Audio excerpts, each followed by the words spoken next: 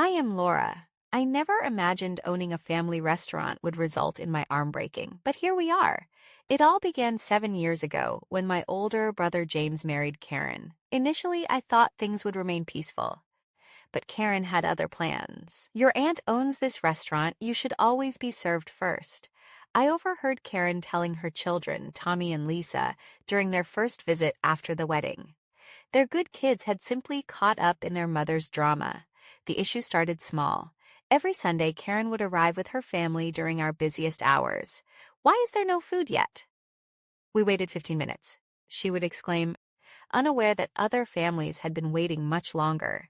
Sarah, my best friend, and our head server always tried to smooth things over. The kitchen was backed up today, and everyone was receiving their food in order. Then, "Everyone else's children are not the owner's niece and nephew, are they?" Karen would retort. At first, I kept the peace. James would give me that pleading look, and I yielded. But last Sunday, everything shattered. We were packed, celebrating the local team's championship win. Every table was full. The children were hungry now. Karen stormed into the kitchen, dragging Tommy and Lisa behind her. They hovered awkwardly by the doorway, clearly embarrassed. "You are making them wait while serving complete strangers. Karen, please leave the kitchen. It is not safe. Do not tell me what is safe for my children.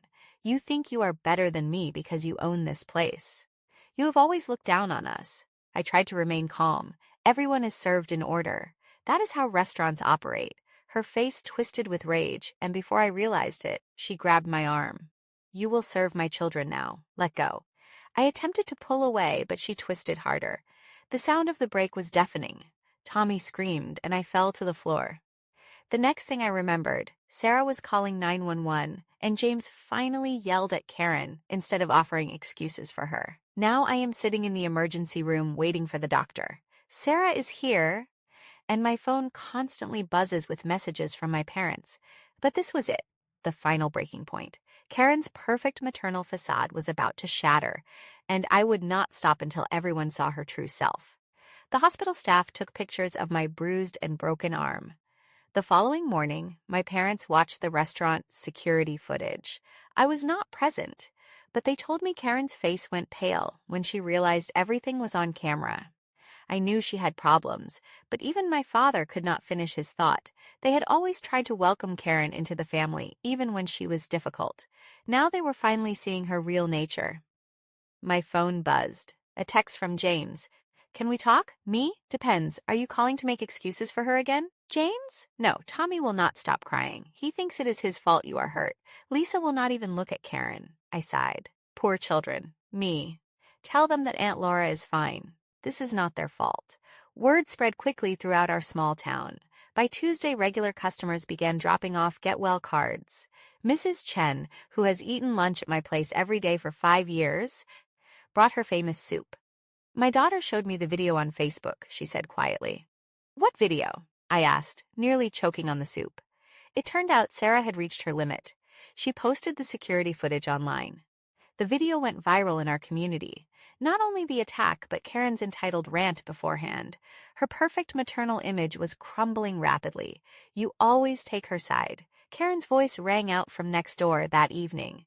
She was at James's parents' house, probably expecting them to smooth things over as usual.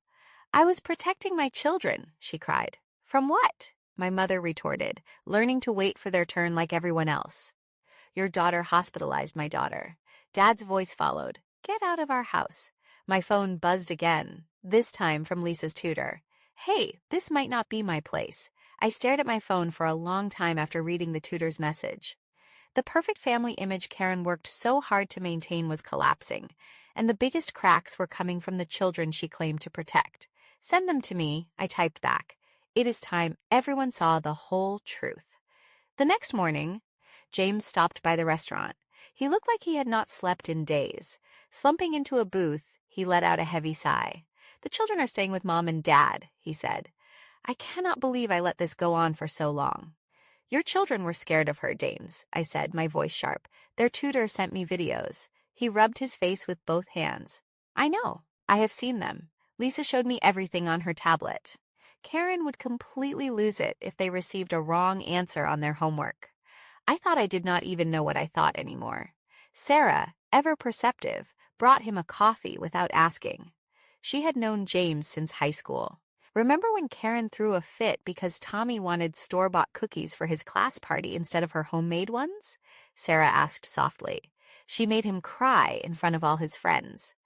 James nodded, his voice barely above a whisper. She said he was embarrassing the family. My phone kept lighting up with messages. One was from Karen's closest friend, Caroline. I always knew something was wrong, she said over the phone. Last month, she screamed at my daughter for beating Lisa in the spelling bee, called it sabotage, and banned the girls from playing together. The stories did not stop there. Karen, desperate to salvage her reputation, took to social media, accusing me of being a toxic influence on her children and jealous of her perfect family. But the community Karen had tried so hard to impress was not buying it. People began commenting and sharing their own experiences. Remember when she demanded the soccer coach give Tommy the MVP? She tried to get my child removed from the debate team for beating Lisa. She made those hurtful comments about Laura being single and without children. The truth came out, and the community Karen once manipulated turned against her. I filed for divorce, James said quietly, breaking my thoughts. The children asked me to. Tommy said he felt safer at Grandma's house. Lisa had not experienced a panic attack since they moved out. I reached across the table with my good arm and squeezed his hand. You are doing the right thing. She was threatening to fight for full custody, James added, his tone heavy. Then, for the first time in days, he smiled. But the tutors' videos and the security footage meant she had no chance. Just then, the door swung open. Tommy and Lisa burst in, followed by their mother and Aunt Audrey, holding a large handmade Get Well card. We made it ourselves, Lisa said proudly, her eyes shining. Looking at their happy faces, finally free from Karen's shadow, I knew everything would be okay. Sometimes family is not about keeping the peace, it is about breaking free from the people who poison it. The whole ordeal ended faster than anyone expected. Karen took one look at the evidence and crumbled. The judge was not impressed by her, but they're my baby speech, especially after watching the tutors' videos. Joint custody, James told me over breakfast at the restaurant a few weeks later. But she must take anger management classes and can only have supervised visits for now. 3 months after what everyone calls the kitchen incident, my arm is healing well. The restaurant is busier than ever. When people learned why I was in the hospital, they started coming in just to show their support. It is funny how karma works. Table 7 wanted to thank the chef. Sarah called out, grinning. It was Tommy and Lisa sitting with James and our parents. There would be no more demands for special treatment. 2 happy children enjoyed their burgers just like everyone else.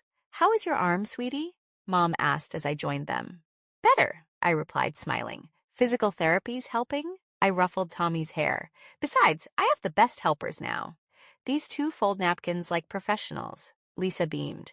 We enjoy helping, and no one criticizes us if we make a mistake. The last we heard, Karen moved across town.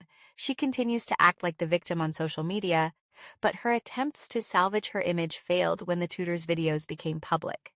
Afterward, she mostly remained silent, likely planning her next perfect family somewhere else.